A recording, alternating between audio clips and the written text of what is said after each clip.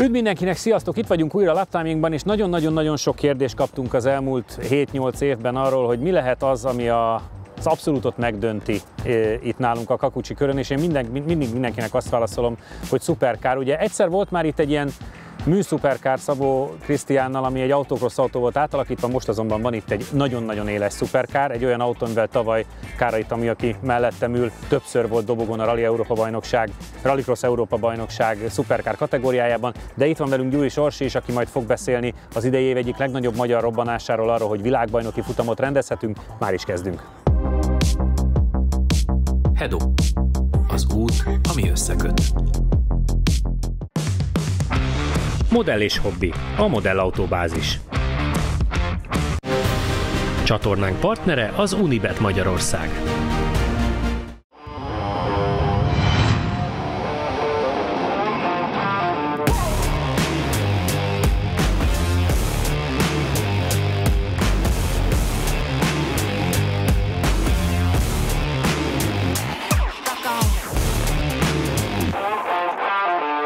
Először is nagyon-nagyon szépen köszönöm, hogy itt vagytok. Egy, az autó tulajdonosának, hogy rendelkezésünkre bocsátja, kettő, a kisasszonynak, aki ugye a szervezőbizottság vezetője a magyar Rallycross Európa-bajnoki futamoknak most már évek óta, és ami idén óriási durranás, hogy 24 nyarán világbajnokságot rendezhetünk. Orsi, először is mondd el kérlek, hogy ez mekkora munka, meg mekkora út, míg ide eljutunk, és mikor számíthat majd a magyar nézőközönség arra, hogy a világbajnokság és az EB is itt lesz? Igen, ahogy említetted, ebben az évben, tehát 2024. július 27-28-án Magyarországon, sőt Kelet-Európában először Rallycross világ- és Európa-bajnokságot fogunk rendezni Nyirádon, a Nyirád Racing Centerben. Ez abból a szempontból egy hatalmas nagy lehetőség és ajándék a Nyirád Racing Center rendezői csapatának, hogy ezt igazából 2,5 év alatt sikerült elérnünk. 2 Európa-bajnoki futam rendezése után a Rallycross világbajnokság promótere felkért minket, hogy rendezzük meg ezt a világbajnoki futamot, és azt gondolom, hogy ez a nemzetközi autósport tekintetében is egy nagy szó, nem mellesleg Magyarországnak is, hiszen a Forma 1 után ez a legnagyobb esemény lesz Magyarországon, és hogyha nézzük az időt is, akkor a Forma 1 után egy héttel már jön a következő világbajnokság. Beszélgettünk sokat kamerán kívül arról, hogy nem gondoltad volna, hogy az EB és a VB között ekkora szervezésbeli ugrás. Mennyivel kevesebbet alszol? Éppen idefelé is erről beszélgettünk, hogy folyamatosan kattog az agyam, és azt tudom neked elmondani, hogy annyira jó csapat alakult ki az elmúlt időszakban, hogy nem gondolkoztunk azon, hogy meglépjük ezt a nagy lépést. A pálya bizonyos elemek módosítását igényli, a szervezés is sokkal mélyebb és sokkal alaposabb pontosításokat igényel. Lehet, hogy túlságosan nyugodt és optimista vagyok, ami nem igaz, de én nagyon biztos vagyok a csapatban, akivel együtt dolgozunk. Még egy nagyon fontos kérdés, ugye 2024-re új szabály van a Rallycross világbajnokságon, hogy mehet együtt a villany és a benzines autó. Még nem tudjuk, hogy ki melyikkel fog jönni, de ez is egy nagy feladat, plusz a nézők szemszögéből egy nagyon érdekes sztori lehet, hogy a villanyosok nekifeszülhetnek a parkolóban a benzineseknek. Azért is érdekes ez, mert most, hogy ezt a műsort felvesszük, még mi sem tudjuk, hogy ez hogyan fog kinézni. És az a legdurvább, hogy még a hozzáértők sem, akik megalkották a szabályrendszert, mert elméletben... Így rendezzé versenyt! Elméletben ezt lefuttatták ugyan, és mi is sokat gondolkoztunk ezen, hogy ez hogyan is fog kinézni. Erről Faluvégi Péter többet tudna mondani, hiszen az előző műsorokban is ő próbálkozott már ennek a megfejtésében, nem járt sikerrel, és ő csak annyit mondott, hogy próbáljuk meg így átalakítani a pályát, és úgy átalakítani a pályát, és minden egyes apró részletet, amit ő kidolgozott, mi igyekszünk megcsinálni, sőt, erről majd Tomi fog majd beszélni, hogy még annál is többet. Visszatérve a kérdésedre, ez azt gondolom, hogy a nézőknek és nekünk, akik az autósportot, a rallycross-t szeretjük, ezen a zárt pályás eseményen, ami a mi pályánkra jellemző, egy arénaszerű pályában, ez hogyan fog megvalósulni majd, hogy együtt elrajtol az elektromos és a benzinmotoros autó, érzem, hogy libabőrös vagyok, Nem is a rajt után még lesz a legizgalmasabb rész szerintem, hanem majd a hosszú egyenesekben, ahogy megérkeznek egy-egy féktávra, és onnan, hogy bekanyarodnak és egymással csatáznak, szerintem fenomenális lesz. Tehát ezt rendezőként ki kell bújnom a bőrömből egy kicsit, hogy nézőként is tudjam élvezni. Tomi, most hozzád fordulok első körben. Nagyon szépen köszönjük, hogy hoztad az autót. Kicsit először meséljünk arról, hogy technikailag mire képes ez a kocsi, hiszen pontosan tudjuk, hogy ezzel most akár a VB-n is tudnál indulni, majd nyilván azt is meg fogom kérdezni, miért az EB-t választott 24-re, de először egy pár technikai adat, ijesszük meg a nézőket. Ez a 2-es számú autónk, ebben egy gyári motor van, egy Lima motorsportos motor van, ami 580 lóerő és 800 Nm. Ez olyan 2,5-2,6 alatt van 100-on, amit ugye mindenki úgy fel tud fogni körülbelül. Hogy az mit jelent? Mit jelent? Nem biztos, szerintem nem tudják felfogni. Nem tudják. És egy hadsebességes, szekvenciális SADEV váltó van, ami itt a végsebesség ilyen 180-200 ennek az autónak, nagyon jól el van osztva. Itt akár egy kanyarba több sebességi fokozat is jó lehet. Itt sok mindentől függ, ahogy pálya javul, meg esős körülmények között is több fokozatot lehet választani. Amit még úgy nagyjából el lehet mondani, hogy a pilótával együtt 1300 kg a minimum súlyhatárunk, de épült egy új autóm, amelyik ennél jobb még, erősebb is, nagyobb newtonméterrel, lóerővel rendelkezik. Ez az első számú autóm, tavaly már ebben mentem, és hát remélem, hogy idén a dobogó felső fokairól is föl sikerül állnom. Megpróbálok, remélem, hogy az elsőért is sikerül küzdenem. Tavaly is előfordult már ez, hogy én úgy voltam vele, hogy akár a második, vagy akár az első is elérhető lett volna. Remélem, hogy idén feljebb sikerül állnom, a harmadik foktól följebb. Úgyhogy megmondom, ugyanígy ilyen üzembiztos lesz a kocsi, vagy még üzembiztosabb, mint tavaly. Igen, ugye folyamatosan követtük a Parkfermi műsorban a pályafutásodat, és nagyon-nagyon boldogok voltunk mi is, amikor a dobogon láttunk. Miért döntöttél az EB mellett, és ez egy fontos kérdés számomra a 24-ben, hogy most, hogy lehetőség lenne a VB-n menni, az annyival nagyobb költség? Igen, meg én azt gondolom, hogy itt nekünk is akár az anyagi dolgok is, meg hogy ezt a sorozatot végigvigyem, ebbe is el kell érnem, fel kellene érnem a csúcsra. Attól függetlenül előző években, amikor benzinmotor volt, egy-két VB futamon elindultunk, ott azért örültünk, amikor elődöntőbe, vagy akár a döntő közelébe kerülhettünk. Itt meg azért a döntő az majdnem mindig elérhető volt, ha nem volt valami technikai problémánk, akkor a döntőbe bekerültünk mindig. Versenyzőként és a szervezőcsapat részeként sokkal-sokkal nagyobb feladat fog most idén rád hárulni Nyiráddal kapcsolatban. Ezt hogy éled meg, és hogy tudod majd a kettőt külön választani?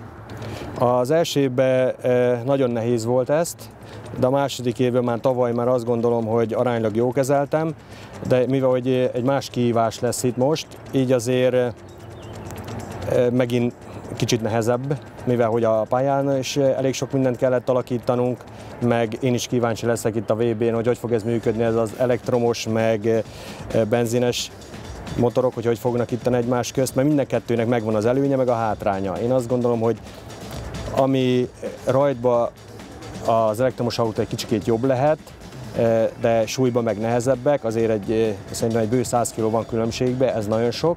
Kanyarsebességben a benzinmotor az jobb lehet, meg kigyorsításokon. Úgyhogy itt én is várom ennek, hogy mi lesz az eredménye, meg hogy melyik top versenyző milyen autóval fog rajthoz állni. Igen, mert ugye még erről sincsen jelenleg információnk. Igen. Milyen módosításokat kellett vagy kell csinálni a pályán, és az mekkora meló? Elméletileg a licenszünk megvolt a pályához, de a Faluvégi Péter kért egy-két dolgot, meg szépíteni akartuk a pályát.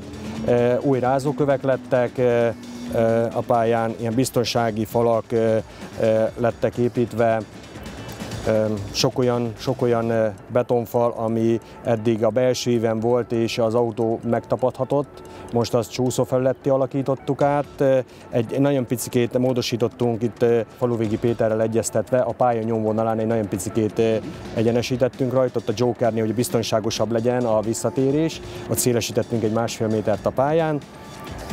Meg mindig egy kicsit olyan helyeken akarok, ahol jobban gödörsödik, vagy akár a pályának a gyengébb pontja, azokon próbálunk erősíteni.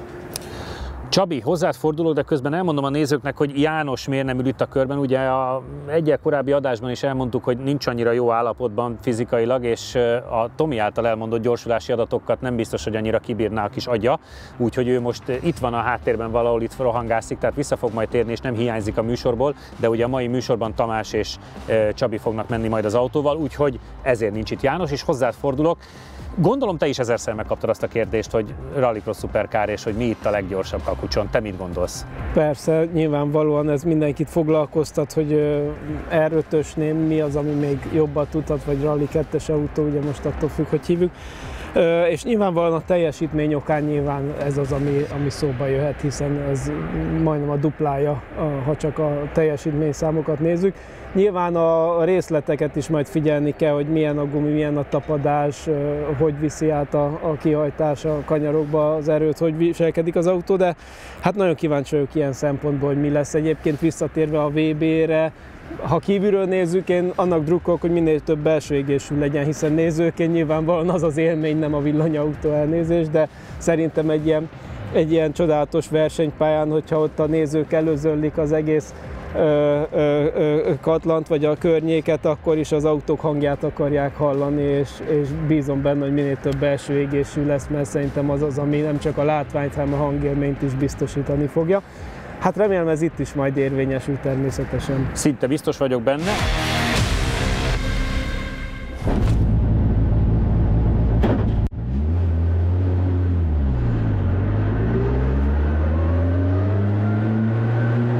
Következőre lehet, hogy meg lehetne vele beszélni, hogy az éles autóját is kihozza, csak azzal nem engedi, hogy más legyen. Ne, ez így is óriási dolog, ne viccelj már. Tehát most az, hogy 580 lóerő vagy 610, az már az olyan, nekünk az teljesen mindegyik, mert nem tudjuk úgyse kiautózni.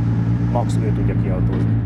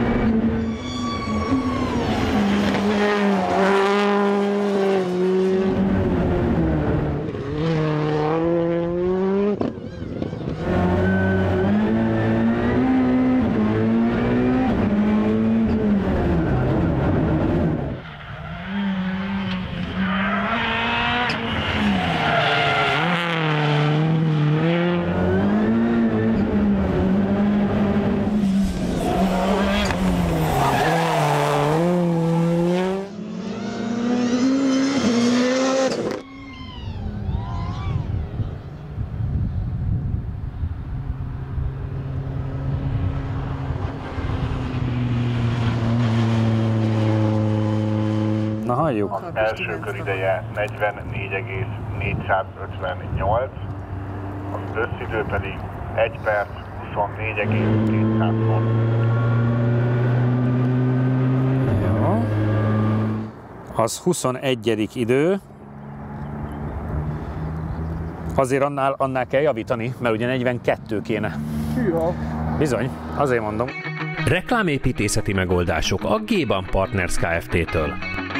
Látogatószámlálás, látogatóanalitika, 98% feletti pontosság nagyvállalati referenciákkal az Xperion-tól.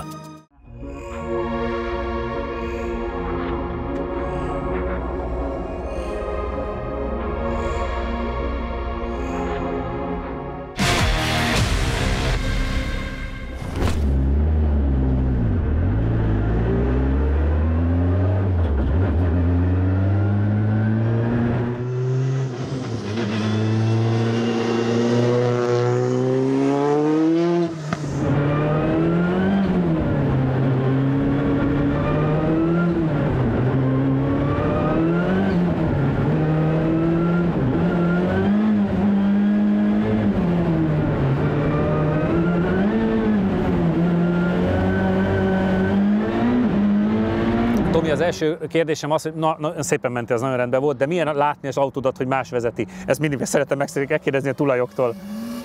Ezt az autót már egy pár éve kiadtam, és egy éve kiadtam már bérbe, úgyhogy ezt azért másabb látni, de az éles autómat azt annyira nem szívesen azt még a szerelők se adják oda. Igen, az nem annyira.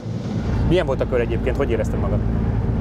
Jó volt, egy kicsit másabb ez az autó, meg ehhez a pályához más beállítások kellenek, mert most az autón a Mária Pócsi beállítások vannak. Ettől csak, hogy a nézők értsék, ide keményebbet használnál? Ide még egy kicsit keményebbet. Hogy itt nincs egyáltalán múron, még egy picikét keményebb autó kellene.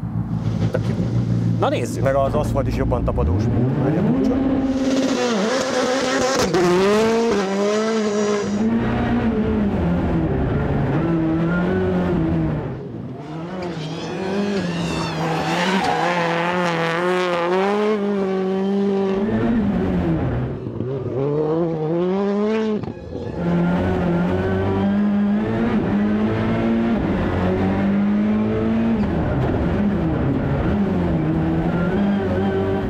De amúgy nagyon könnyen vezethető autó, meg nagyon jó amúgy az autó.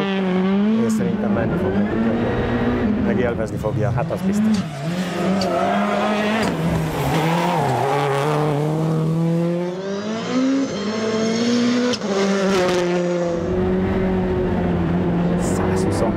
Aztán szerintem életünk legnagyobb átmeneti sebessége.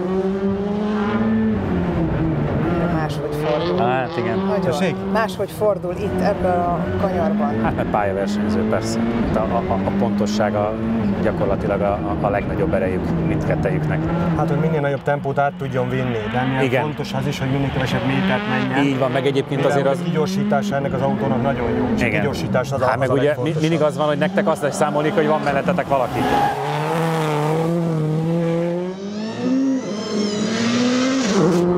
Óriási volt, Tomi, nagyon köszönjük. Hát ez hatalmas élmény látni ezt itt. Mindjárt megnézzük az időt. Az első kör ideje 43,572, az összidő pedig 1 perc 22,934. 43, 5, 44, 8, 9 tizeddel ment gyorsabban az első körön nálad, és az össze az meg 1,3, tehát a második körötök az már sokkal közelebb volt egymáshoz. Na, visszatértünk mind a bumeráng, itt van Tomi is, mert kivitte a kocsit, hogy kint hűljön. Akkor mondom az időeredményeket mindenkinek, mert nyilván azokkal csak félig vagytok képbe. Tominak az első köre 44,458, a Csabi 43,572, tehát 9 tizeddel volt gyorsabb a Csabi, két körön pedig 1,3, úgyhogy az második körötök már sokkal közelebb van egymáshoz, és Csabi ideje ezzel egyébként a legjobb utcai autónál még jobb, de ugye a 42.0-ás legjobb időhöz képest azért egy ilyen 1,3-mal, 1,4-jel le van maradva. Megmondom őszintén, nem értem, hogy hol, mert amit láttam mindkettőtöknél, de főleg a te rajtodnál, meg ennél az agilitásnál, én nagyon vártam volna az abszolút best időt. Milyen az élmény, Csabi, belülről? Az élmény a szenzációs, tehát az nehezen összehasonlítható. Nyilvánvalóan én sokkal szélesebben tudtam menni, mint a Tomi, mert ugye te nem ismered ugye a pályát, és én kihasználtam a szélességét, úgyhogy az bőven benne van.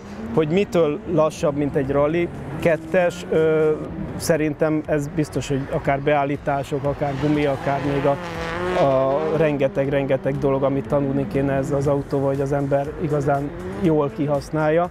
Ez sokkal lágyabb érzésre, tehát a Rally 2-es az keményebbnek érződik, még hogyha egy pályaautóhoz képest az is lágy, de ez ahhoz képest is sokkal lágyabb. Sokkal többet mozog gázadásra, fékezésre. Nekem a hajtása nagyon-nagyon tetszett, tehát ahogy kijön a kanyarból, és ahogy gyönyörűen, semlegesen 4 kerékkel. Tehát ha a kanyar elején már jó szögben áll az autó, vagy szóval túlkormányzott egy kicsit, azt olyan gyönyörűen tudod adagolni, ez hatalmas élmény. Tehát, hogy, és az, hogy nem fogyott el az erő. A Rally 2-esben mindig azt érzed, hogy tök jó, csak nem megy. Hát ha beleváltottál, akkor se fogyott el az erő. Nem, semmi nem történik. Az első bemelegítő körön az furcsa volt, hogy egy darabig úgy megy, tök jó, na de akkor megindul. És akkor aztán tényleg kinő. Tehát, hogy azért van benne egy olyan váltás, amikor elképesztően elindul az autó, de utána, mint minden drogra elnézést, erre rá lehet szokni, és iszonyatosan jó megy, úgyhogy úristen, ezzel baromi jó menni. Tomi, milyen volt nézni kívülről a kocsit, és milyen volt itt lenni velünk? Jó volt, nagyon jó volt. Itt annyit még ahhoz, itt a beállításokhoz képest, itt azért most jóval lágyabbra van állítva, mint ehhez, itt mivel hogy aszfalton kell menni, teljesen más beállítások kell lennének az autónak. Meg már itt a végére azt gondolom, hogy a gumik is nagyon melegek voltak, meg a gumi a hőfokától a nyomás is nagyon fenn volt, hogy itt nem állítottuk vissza. Én azt gondolom, hogy ebbe volt még egy kis különbség, meg hát az, hogy ez az autó nagyon könnyen tud keresztbe csúszni, és abban nagyon könnyen tudsz időt veszteni egy gyöngébb autóhoz képest. A színészkedéssel. És én is inkább az élvezetre mentem, vagy egy kicsit azt mondom a látványra ott hátul is, hogy többet mentem keresztbe, mint amúgy tényleg is megszakottabb. Meg a rajtfurlat is, mivel hogy ebben kettesbe kéne rajtolnunk, és hát a rajtfurlat a Mária Pócsi aszfalthoz van viszonyítva, és úgy van megírva neki 6 vagy 7 rajtprogram, és így egyesbe kellett rajtolni, utána már szóltam, hogy egyesbe rajtoljon, mert a kettesben nem vitt el a legmagasabb. Igen. Ott is hát két másodperc benne volt abban az egészben, amire feléled, mert még hiába van ALS is ezen a kocsin, a 4500-as forlattól kezd el igazán megindulni. Leesik 2000 a forlat, amíg újra 2000 föl nem ér, addig csak éppen megy az autó. Minden esetre nagyon-nagyon szépen köszönjük, és még Orsihoz visszafordulok egy kérdés erejéig. Még amikor leadjuk ezt az adást, most május eleje van, még messzinek tűnik a verseny, de sosincs elég messze. Mire számíthatnak a nézők, mire számíthatnak a családok? Kicsit még azt mondd el nekünk, hogy hol lehet jegyet venni, körülbelül mi a nagyságrend, kiket várunk, picit foglaljuk még össze, hogy készítsük fel az embereket a VB futamra. Igen, a jegyértékesítést elkezdtük már a márciusi hónapban. A nyiradracing.world oldalon található a jegyértékesítési portálunk. Ott minden információt megtalálnak a nézők. Részletesen, folyamatosan töltjük fel az információkat minden versenyünkről, tehát az OB-ról is, illetve a világbajnokság és majd a későbbi Autocross Európa bajnoki futamról is, hogyha már ezt is megemlítjük, hiszen 5 év után tér vissza Nyirádra. És hogyha említettük a családokat, mi a kezdetek óta nagyon figyelünk arra, hogy ez egy sarkalatos pont, azt gondolom a családoknál, hogyha apuci szeretne kijönni, de otthon valami bal... Apuci kidnapra leszögezném. Akkor ne maradjon otthon a család. Tavalyi évben nagyon szuper játszóteret alakítottunk ki, és ezt fejlesztjük is, hogy... Van apukának is játszótér, meg mindenki megtalálja saját játszótérét. Igen, a gyerekek is teljesen biztonságban tudják nézni is a versenyt, illetve hogyha szünetek vannak, vagy hogyha megunják, mert mondjuk olyan kategória van, ami nem annyira érdekli őket, akkor el tudnak menni a játszótérre, a gyereksarokba, tudnak egész nap élvezni a különböző játékokat, illetve rajzsarkok is lesznek, illetve lesznek meglepetések, amit majd a következő műsorban elárulok. Még egyet, mielőtt tényleg lezárjuk az adást, még egyet meséljünk el azoknak, akik esetleg még nem voltak rallycrosson, hogy azt ne felejtsük el, hogy itt a service park, vagy a paddock, amiben ugye a versenyautók, amikor éppen nem mennek, ott vannak versenyzőkkel együtt, az egy helyen van. Tehát gyakorlatilag vagy versenyt nézel, vagy ha akarsz, akkor tudsz fotózkodni versenyzőkkel, meg autókkal, és ez egy óriási előny. Igen, ahogy említettem, ugye a Forma 1 egy héttel a világbajnoki futamunk előtt lesz, és ott nagyon nehéz a paddock közelébe, a versenyzők közelébe menni.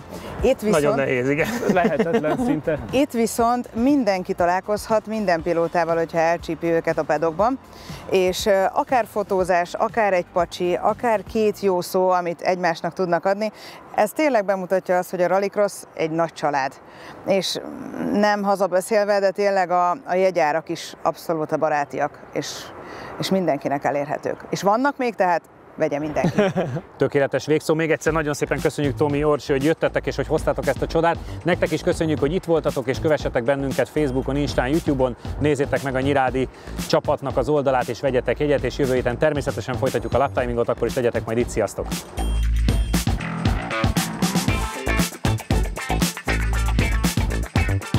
Üdv mindenkinek, sziasztok! Itt vagyunk újra a laptiminggal, és láthatóan a beteg visszatért. Igen, ennyi. Ezen a héten egy Macan lesz itt velünk, és egy X2, az új verzió, meg Vida János is visszatért.